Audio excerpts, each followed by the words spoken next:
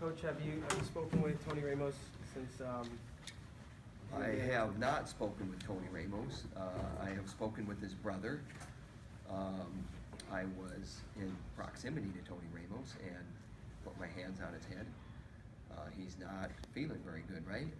Because you put your life into something and it doesn't go your way, and we're all competitors here. He seemed, I guess, upset. Just in here, he was in here a few minutes ago with the situation here and how it was handled and who was going to coach who, and I guess when was that stuff discussed amongst you guys about if this happened, who would be where?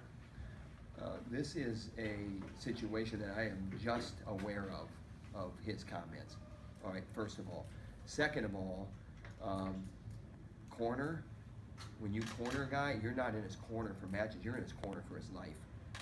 I've been in that guy's corner since the day he walked on campus. Have been and always will be. When was it discussed who would be in the corner physically in the wrestling match, if they met? It was discussed that I would be in his corner, and I was. Tommy said he was lied to. How was he lied to? About the corner situation.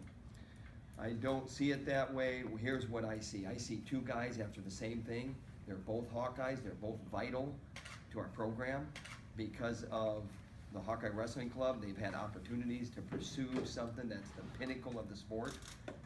And when you're talking about things that maybe unravel a little bit, maybe it's easy to go the sour grape route.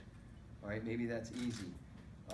When you're accusing someone of lying and things that are not true, you know, I have a hard time believing that that's true.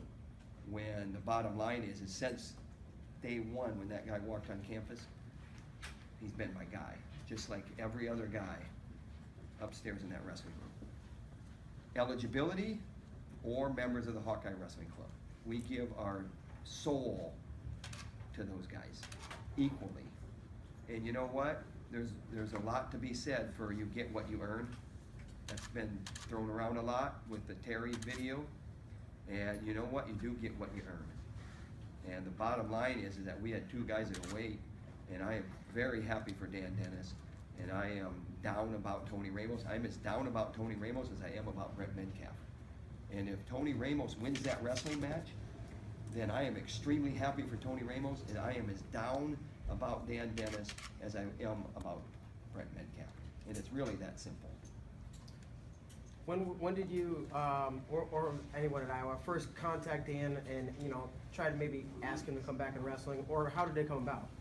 Dan Dennis, when he left our program, he has made several, and I said this when I was walking through the mix zone, he has made several trips to Iowa City. He's not a stranger here. He's my guy, all right? He's a Hawkeye, and whether he went to California or wherever he ends up, he's our guy, and he was welcome in our room 100%.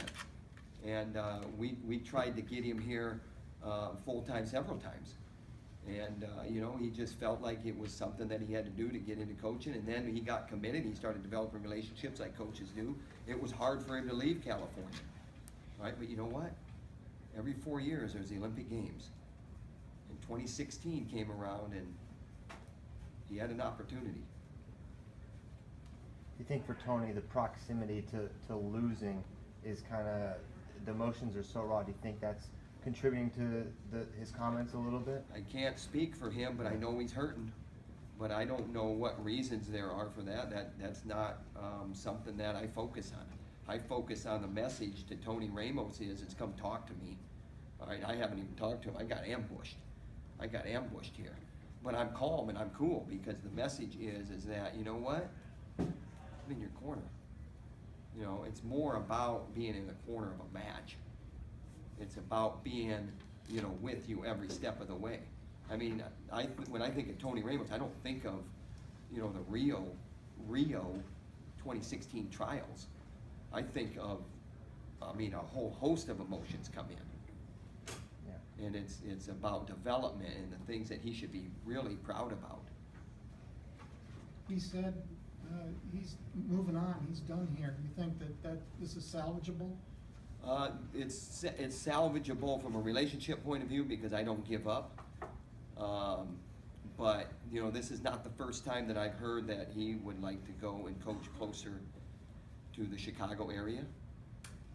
So it's not the first time I've heard that. He's a valuable commodity as a coach. I mean, there's programs out there that Tony Ramos is good with kids. He's good with his coaching. He's good with mentorship. And that's one of the reasons why when our guys graduate and they're at that level, not all of them stick around. And there's a reason why they don't stick around, and then there's a reason why the ones stick around, and it's because we make it easy for them to stick around. He was an asset to us. He's a mentor. He's a big part of our program. We call it an extension of our coaching staff. The NCAA rules say they're not coaches. They can't be coaches, but they can still be an extension of our coaching staff just because they're rubbing elbows with our eligible guys every day. That's the genius of the Hawkeye Wrestling Club, and that's the genius of these clubs around the country. And you know who pioneered that? The University of Iowa with Roy Carver and Gary Kurtelmeyer, Dan Gable. That's who pioneered that. This isn't something where, you know, we're leading the charge.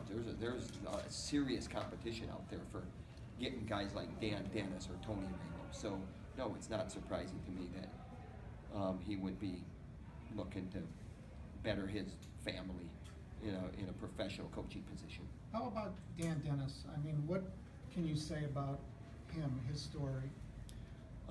I said it in the mixed zone. I don't remember seeing you there, Mike. I'm sorry. But the one thing that I said is, I'm just calling you by name so people know that we know each other. We got a good relationship, right? But the one thing I said is he lives his life how he wants to live it, and that's something that a lot of people gravitate toward. People like that. You know, when you can say what you want to say and you're unfiltered, and then you can go live how you want to live. And you know what? It's not a sympathy thing. It's a choice by him. And that's what I love about it.